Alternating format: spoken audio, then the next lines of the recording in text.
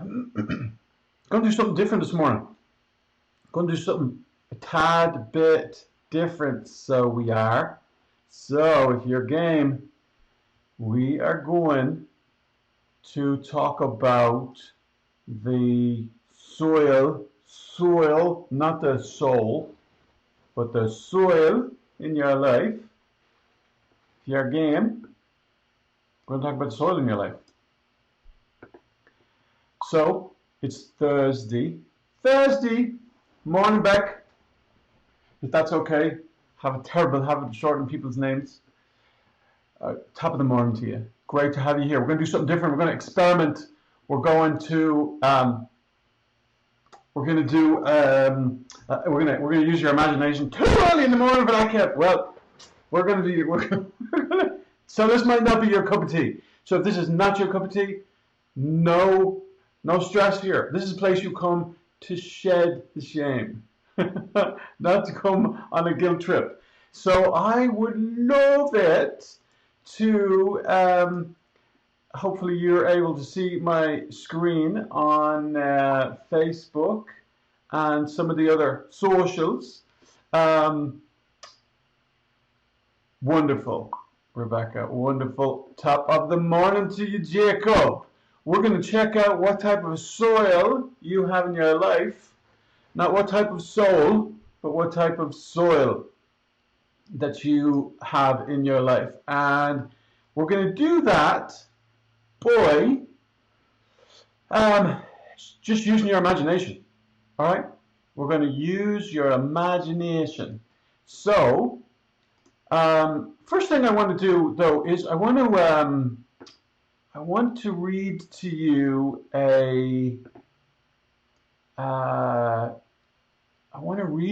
this concept about being a beginner. All right, you don't want to be beginners. Like, I'm not a beginner. Oh, I'm at least an intermediate. Actually, I'm an advanced, whatever. Fill in the blank. Right? Tennis player. I'm an advanced. I'm a master's level coach or counselor, or you could name it. Like, few of us really want to be beginners. And so I just want to read to you this short little clip about beginners all. All right, let me do that. This clip called Beginners All says, in the spiritual life, there are no tricks or shortcuts.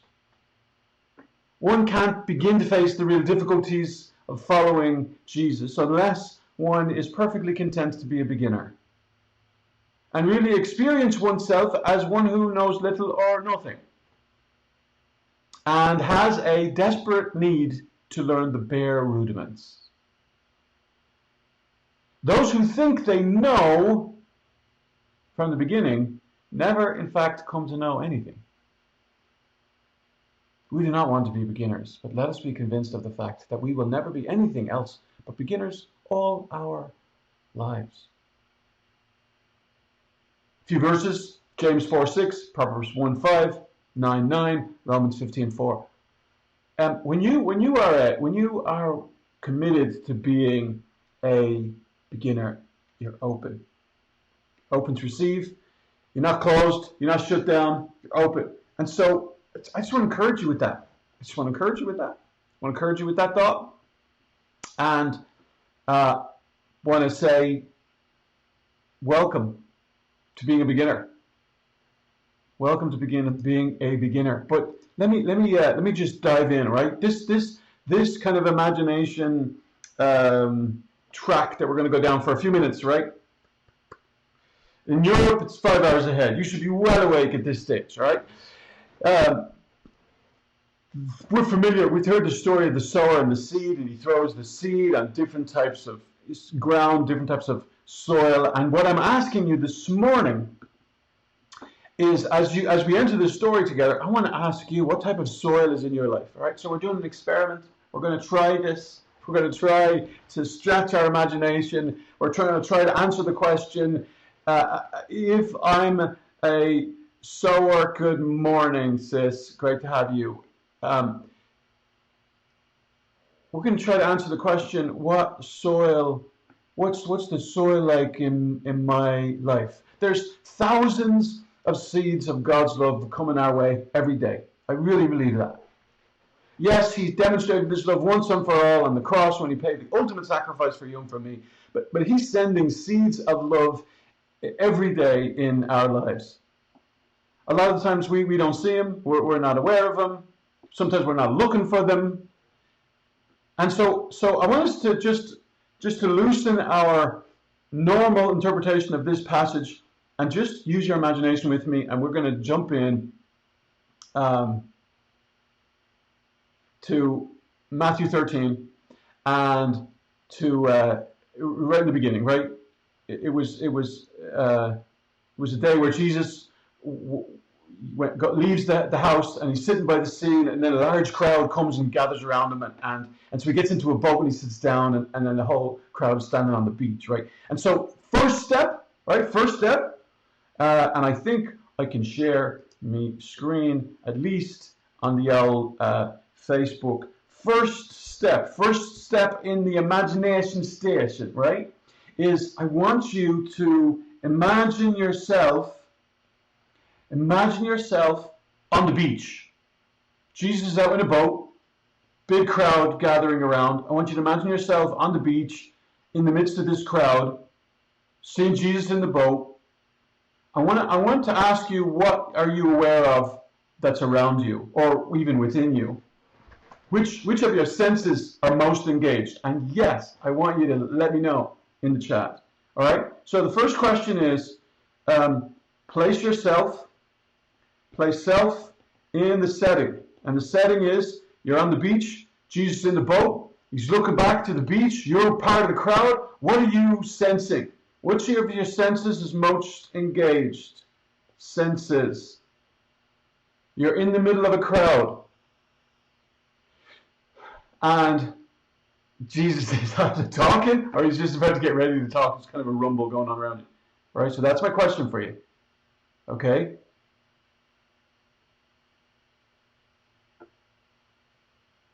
And then it says, and he spoke many things to them in parables in verse number 3. He says, look, there's a sower, and he went out to sow. And when he sowed, some seeds fell on the wayside or on the path.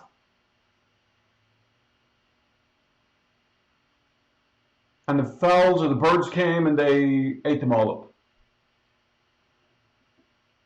So, Jesus is talking. Some of the seeds, telling you about a sower, some of the seeds have fallen not in the field, but like on the path or on just, outside of the field. Birds come, eat them up, right? So I want you to imagine yourself as the path. Imagine yourself as the path. What's it like to see yourself as a path, stepped on by a lot of feet over a long time? How compact is the soil in your life? I want you to see the seeds scattered all over you. Do they interest you? Do you want those seeds to kind of to sink in? What are your thoughts? What are your feelings as the birds come and take the seed away?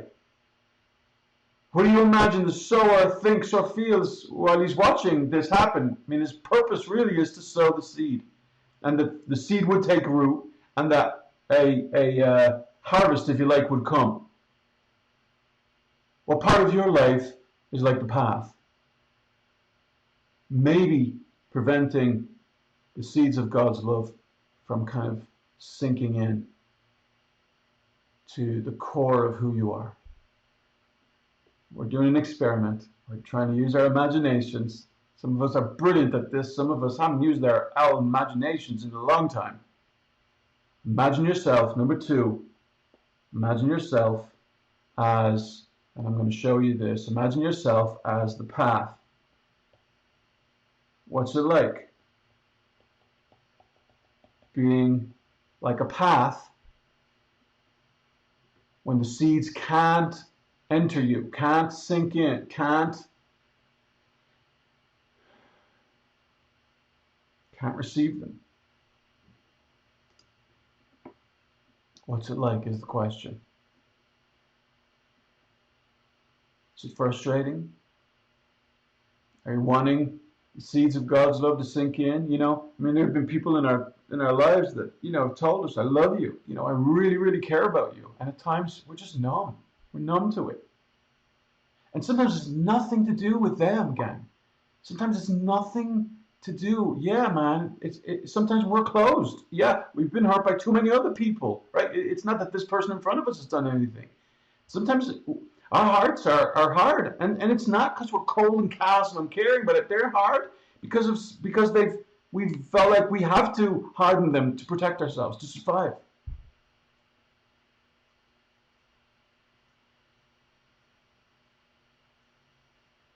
Ready for the third? You may have to go over this again, so I'm just going to give you this, and we're going to go through it kind of at a decent clip because with social media and people are like impatient on social media. So I want to encourage you to go back over this. All right. So number 3, verse number 5, verse number 6 says, some seeds fell in the stony places where there wasn't much soil, and they sprung up because they had no depthness of soil or of earth. And when the sun was up, they were scorched because they had no root and they withered away. So here's the question. Imagine yourself as the stony or the rocky ground. Let me pop this up on the screen. Imagine yourself as the stony or the rocky ground without much soil.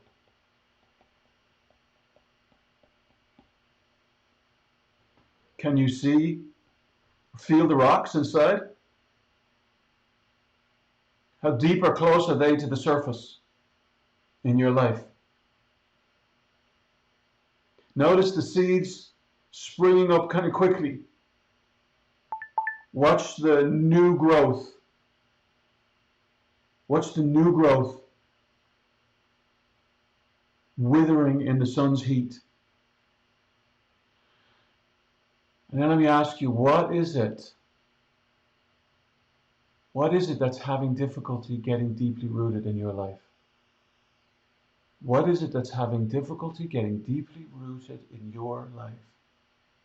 What are the rocks or the soil in the soil of your life?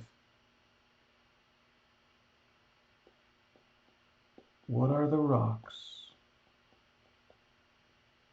in your life that may need to be uprooted? What are the rocks in your life? So we're doing a bit of an experiment this morning. We've landed in Matthew chapter 13, and we are trying to best we can first thing in the morning to use our imagination. 3 questions so far. Put yourself on the seashore when Jesus is telling this parable. Imagine yourself being there. Smell. What do you smell? Is the wind blowing? Is it not? Can you hear the waves or at least the lake lapping up on the shore? Or can you not hear that over the rumble of the voices?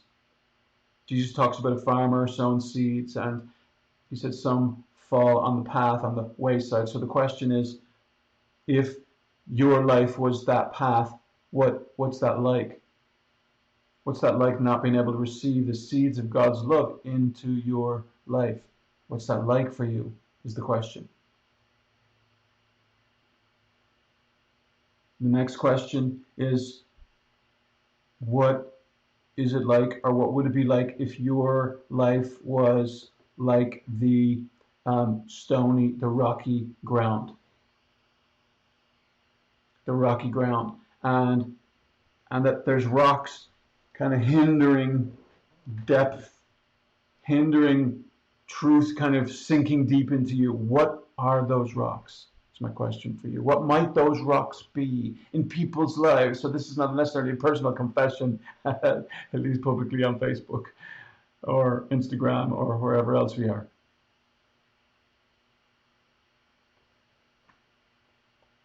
Really important, gang. Really important that we take just a little bit of time to just say, hey, what's the soil of my life like? All right, Nathan, good to see you, kid.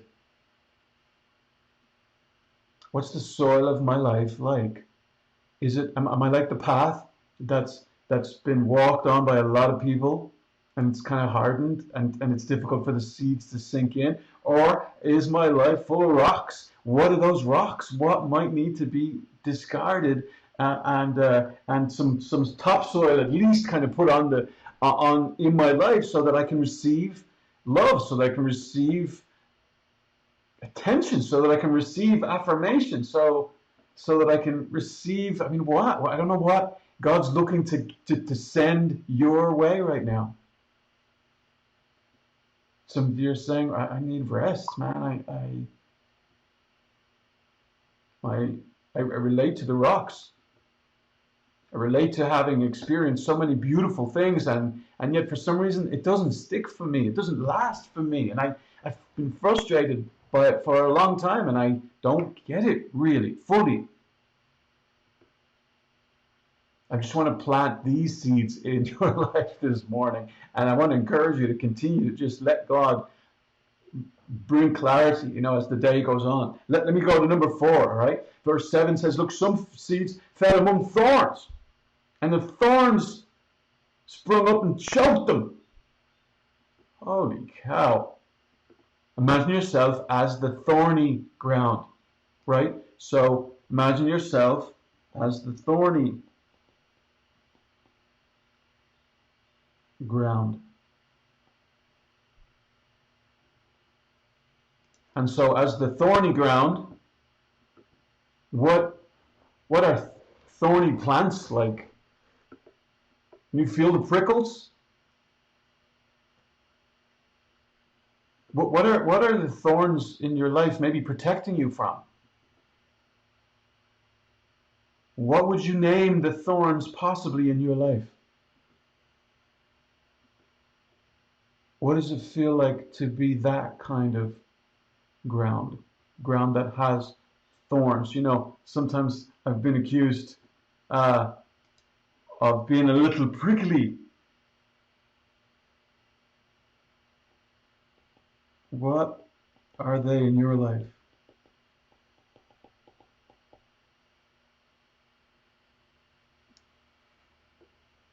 Thorns are hard to wrap your arms around, your hands around. So, what might the thorns be in your life is the question. We've landed on Matthew chapter 13. We're really just trying an experiment this morning. We're trying to use our imaginations. We're kind of walking through this passage, and we're asking a few questions of ourselves, just to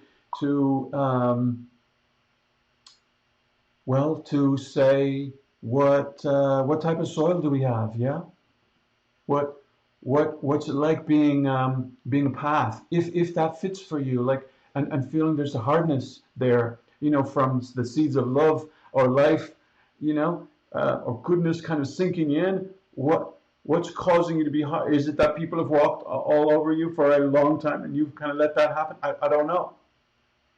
It might be you've let it happen. It might be it was forced on you. I don't know. What's it like maybe being the stony, the rocky ground? What are the rocks? Name them. It's important to name them, gang.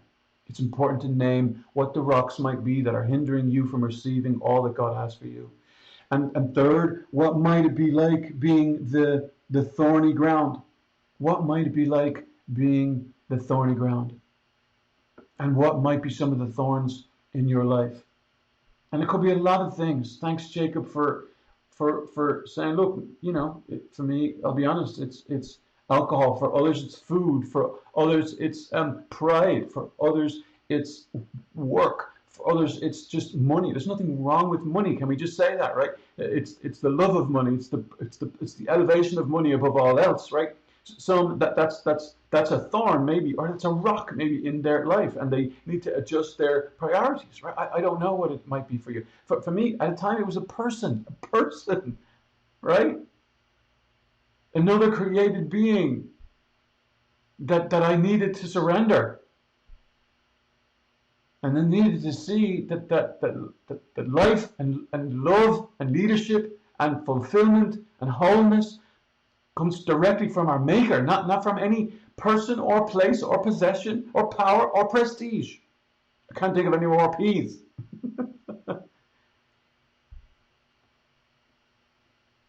it's so important that we just pause, right? Socrates said an unexamined life is a life not worth living. I don't want us to live a life not worth living, gang. But hey, the next type of soil is in verse 8, some soil fell into good ground and brought forth fruit, it says. Some 100-fold, some 60-fold, some 30-fold. Now I want you to imagine your life as good soil. What's it like? Good soil.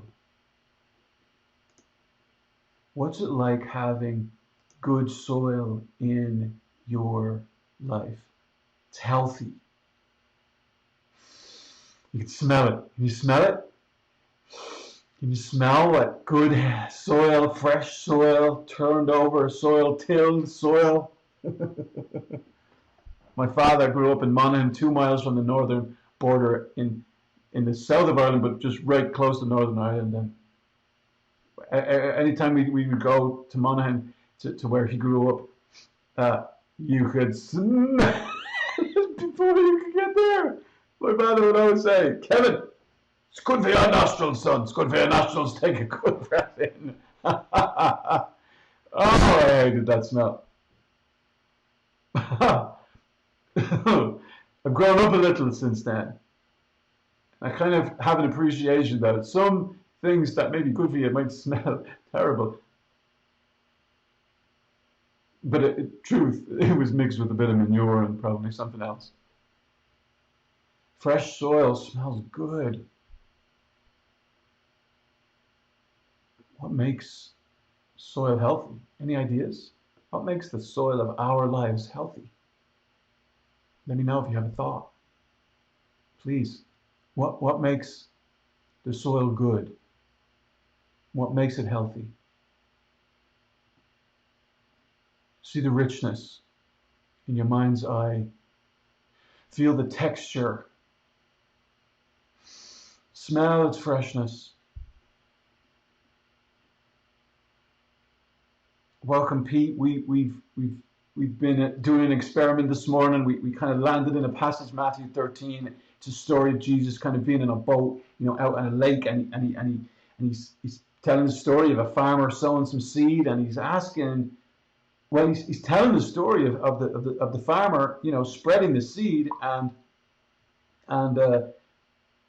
I'm just wanting to change, just to help us use our noggins, our imagination for a few, just to ask the question, hey, what might it be like to imagine yourself as these different types of soils? And we've said, well, the first type was like the path, and the path is hard. It's, we've talked about the seeds of love, from our Maker coming into our lives every day, but sometimes we're like a path. We're hard, and it's hard to receive because of some of the stuff that's happened maybe in our stories, or because of the filter that we have, and we see people through. Like, everybody's got an agenda. Everybody's out for me. Like, watch your back. Don't trust anybody. I mean, these are the beliefs, these are the perspectives like that we carry right into everyday life. That we don't broadcast that, but we live like this. And so what's that like? What's it like to have other people say, hey, I want to be in your life. I want you to trust me. I want to be your friend, or whatever. And sometimes like we hold people like at arm's length.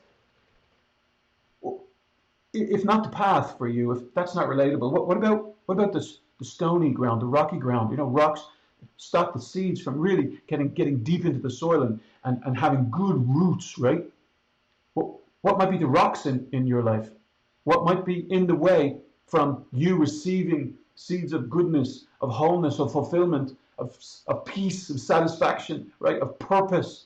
What might be the rocks that are in the way for you in your story? Name them. It's really important for us to name them, gang.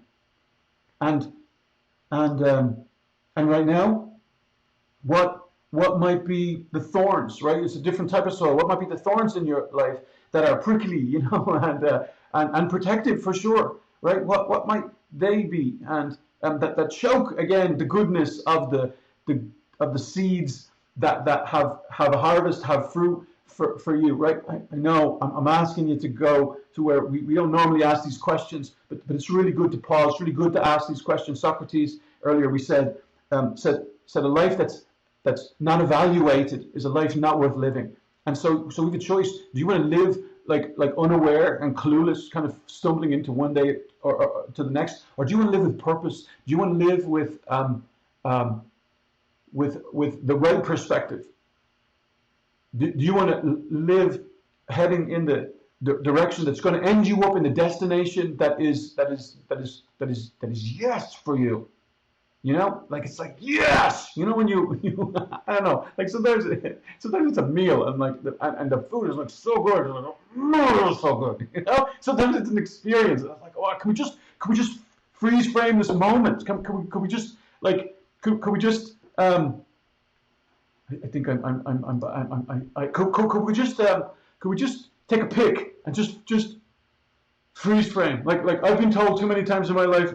I wish I had a camera right now and take a picture of your mug. I wish I had a mirror and look at your face. I'm not talking about those times. I'm talking about the times where you just look and you're gazing across, and maybe it's the one that you love, and you can see the wind blowing and their hair is blowing, and you know, or you get a waft of their perfume or their aftershave, and it's like. I was like, oh, so good, and it's just in that moment you just want to grab it, you know, and you hold on.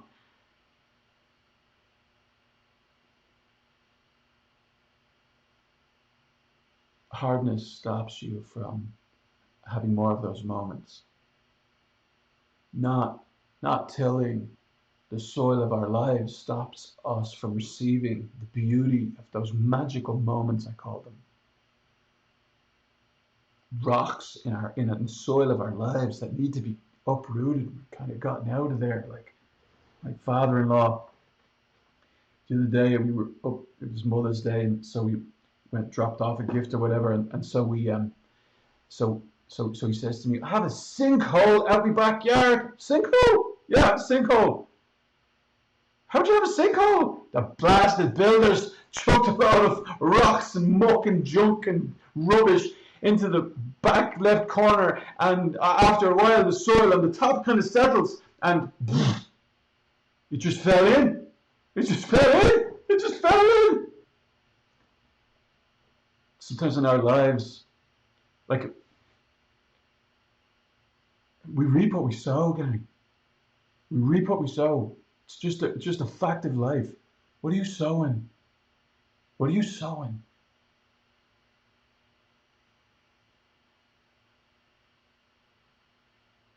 If you sow in independence and self-dependence and self-sufficiency alone, you are building a house of cards that is just waiting for one good push to come and collapse happens. My maker says, look, if we're free to choose to do life that way, but he says, look, unless I build your house, kid, you're laboring in vain.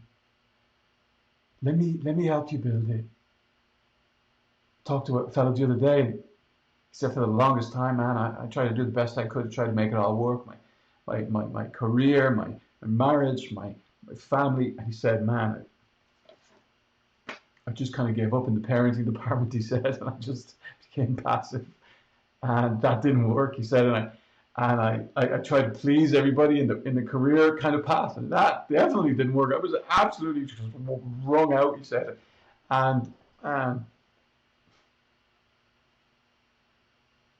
he said, in my relationship, I just got hard. I got numb. I became apathetic and uncaring, and I derailed the whole thing. It wasn't my plan, wasn't my intention. I tried to do the best I could with what I had to try to make it all work, he said. It didn't work, man. But now that I'm letting my maker in, like now that I'm done faking it, I'm done with the masks. Can I just say to you that if you are living life behind a mask, then you can't receive love. Only the mask gets loved. You don't get loved. I want you to get loved. fully, fully, deeply. And I want you to be able to love fully and deeply, wholly. Because when it's all said and done, gang, at the core of all of this is, I mean, Jesus even said it, look, it's loving your maker and it's loving your neighbor, your loved ones, your family. That's the most important thing. Love's the most important thing.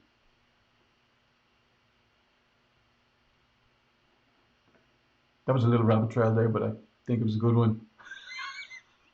I'm going to go with it. It was a good one. Alita, good morning. Great to see you. And I'm sure there are a few others. And I will say hello in just a second. I want to wrap this up though, okay? What's it like to be good soil? Imagine yourself as the good soil.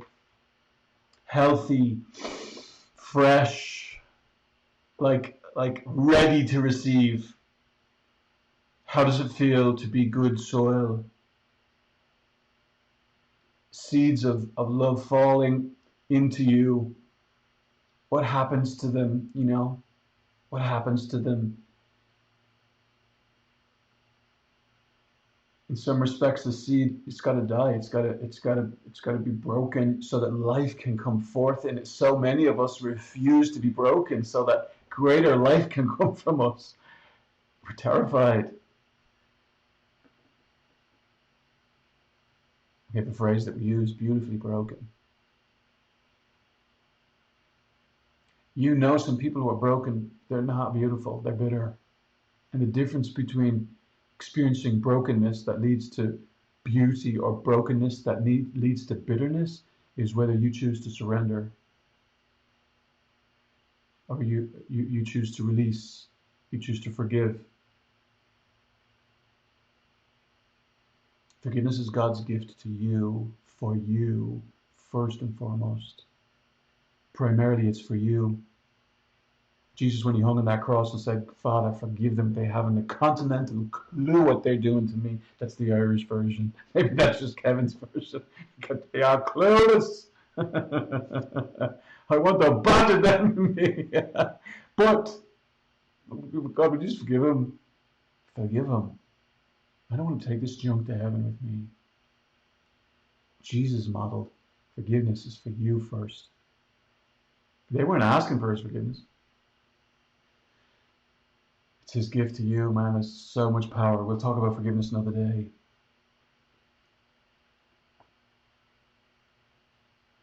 Imagine the sower's pleasure and satisfaction seeing a harvest coming. Fresh, open, ready to grow. I mean, there's more thoughts right there. And then as he wraps up, it just says, like, whoever has ears to hear, let him hear. Let him hear. Take a few minutes and just absorb it, the images and the connections that have kind of resonated with you in this story. And I'll leave you with four questions. All right, and here are your questions. All right, where?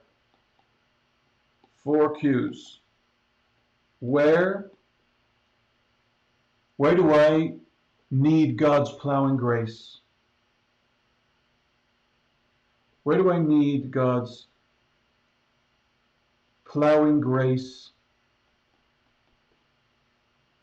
to loosen the hardened soil of my life?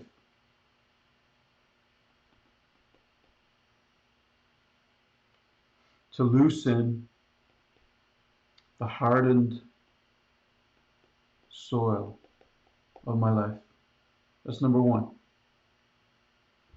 Question number 2, where do I need God's clearing grace to remove the obstacles? Where do I need his clearing grace to remove obstacles? I see a Larry. Where do I need God's clearing grace to remove the obstacles in my life? And number 3, where do I need God's uprooting grace to pull out the thorns in my life. And 4, where do I need his confirming grace to enrich and safeguard the soil in my life?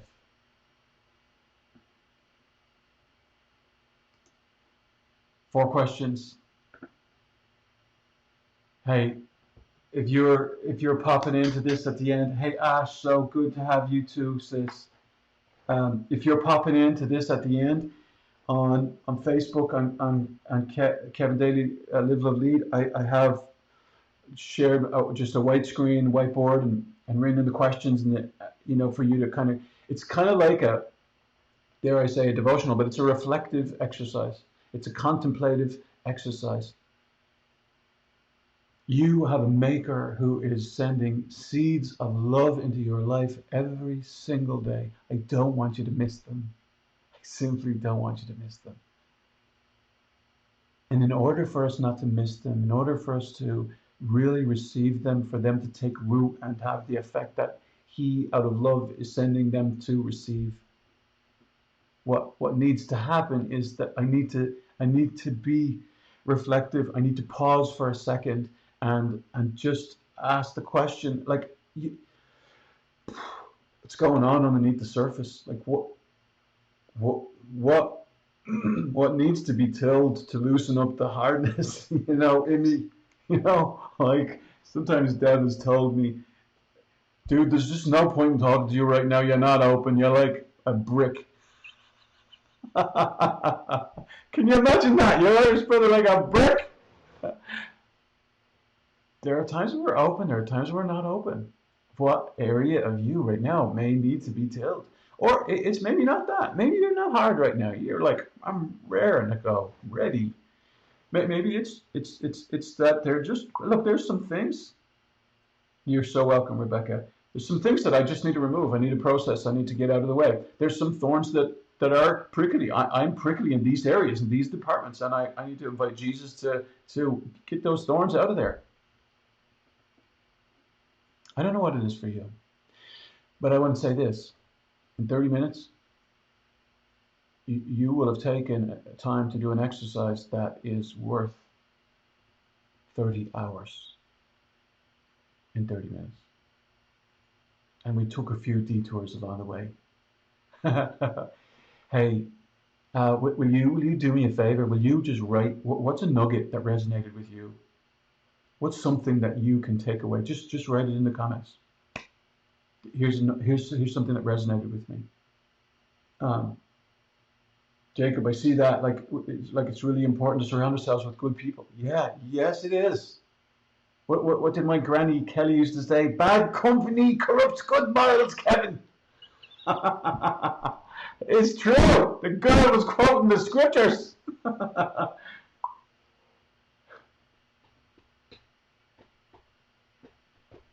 And yes, we have a beautiful team. Dude, I want to get there. I want to answer these questions. I have no idea. And sometimes you need somebody else to kind of walk with you. And we have a large team. Some people can do that on their own and just take it and run with it. Sometimes we need somebody else. Sometimes we need somebody else to poke or maybe just make some observations. Because it's so much easier for people on the outside to kind of see, And you want to walk with someone, a friend, a mentor, a coach who'll get you further faster, a counselor who'll help you get rid of some of them rocks and uproot the roots, right? And we got a beautiful team, 15 of them or so, and would love to be a support to you and to yours.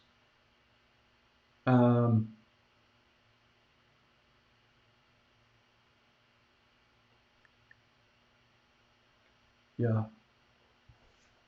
And with that, if this has resonated to you or with you, right? So yes, reflection, love it. And okay, at the first step is awareness about where I am, like what type of soil in my life is there, right?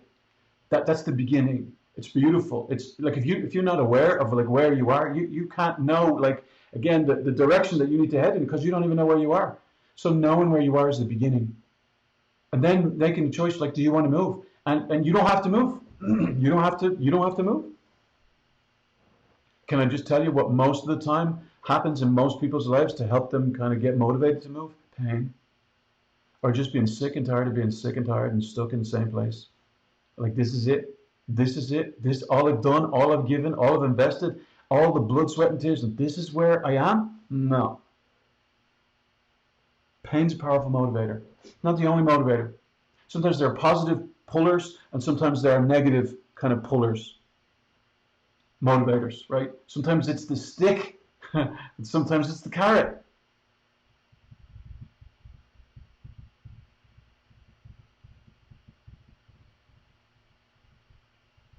Can I confess to you something? Um, I'm a little older maybe than some of you. um, I went through a season where I was like I was harder. It was harder. I was harder with my kids. It was harsher with my wife. I don't think the public would have known really. I'm generally known to be happy-go-lucky, kind of sort of. I'm a hard worker. We get on all right if we're in close proximity. I love people. I love helping them get free. Sometimes people who help others get free sometimes need to hand themselves. What I'm confessing to you is that I had to come to a place where I was answering this question, and it's a question that our big brother asked us, and what he said is, "What do you want? What do you want? What do you want?" And what I was seeing, I wasn't liking. I was noticing there was a drift in my relationship with my kids. I was noticing like if something doesn't change with my bride, we're not heading in a good direction. Like seriously, we're not heading in a good direction.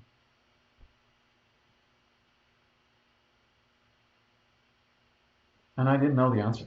For the longest time, I tried to fix it myself because I'm the oldest. I'm the firstborn of six kids, and genuinely, we're firstborns tend to be hard chargers and just plow on. We'll figure it out. We'll sort it out.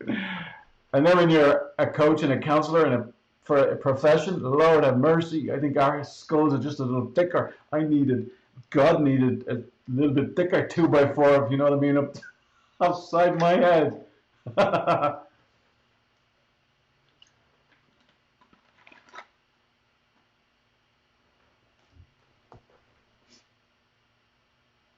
If you don't like where you are, you can change. Love the relationship I have with my kids right now. Love it. All of them, all four of them. Love it. I didn't get here overnight. I'm still aware I have to continue to invest in that and in them.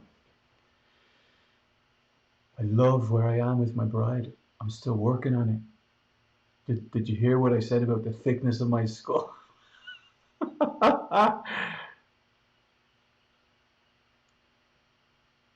There are beautiful things for you. Our big brother came to give us life in abundance, man. Abundance. Like better, whole, richer, fuller, freer. Don't settle for mediocrity. Don't settle for the status quo when your father has so much more for you. And hey, you don't even have to believe that right now. It's okay. I'm just glad you're here. I'm glad you're just allowing your Irish brother, your Irish uncle, your Irish nephew, depending on our ages, whatever, just to speak into your story and say, I am rooting for you. I have a team behind me that supports me to do so much more than I could ever do on my own. You've not been called to do this alone. So if we can help, we're here. You on Facebook and those platforms, there's 800 910 5060 is the 800 number. 678 608 2111 is the text number. You can also call that number. info@brokenchainsintl.com. We want to break the chains or help you experience broken chains in your life so you can live free and love well and be the best version of you that you've been made and created to be. And that your opponent stops scoring goals against you. That you can experience the truth of you being the victor that you are, not the victim that you're being tempted to believe. So, I have a lad coming in today for a whole day intensive. I really appreciate your prayers for him. If this made any sense to you whatsoever, please sprinkle this amongst your community. The social media peeps don't like us asking people to share this. So just, hey, risk it. Risk sharing this. I always said it. Risk sprinkling this. Will you? And let's help encourage some other people. And they won't all be open or ready or hey, sprinkle the love. And let's have a great rest of this week. I'll see you in the morning for your check-in at 7 with Kevin, and Eastern time, 12, probably Europe-ish, 12, 1 over there. So thanks for sharing this time. I don't take it lightly. I really, really appreciate your trust. And we're going to keep experimenting and trying some different things. And so, again, if you haven't joined our free group, Live, Love, Lead with Kevin Daly, search Facebook for it and you'll find it. Jump in there and you'll get inspirational thoughts throughout your day. Keep your head focused, centered, knowing, experiencing truth, and let the truth set you free. In Jesus' name. All right? And I'm telling you, your life will be fuller, your life will be richer, your life will be wholer, your life will be what it's been intended to be, even in a broken planet in the midst of a pandemic. Have a great rest of your day and reach out if we could be a support or help to you. All right. Till the morning. May you feel his favor today. May you know his peace. And may you live free and love well.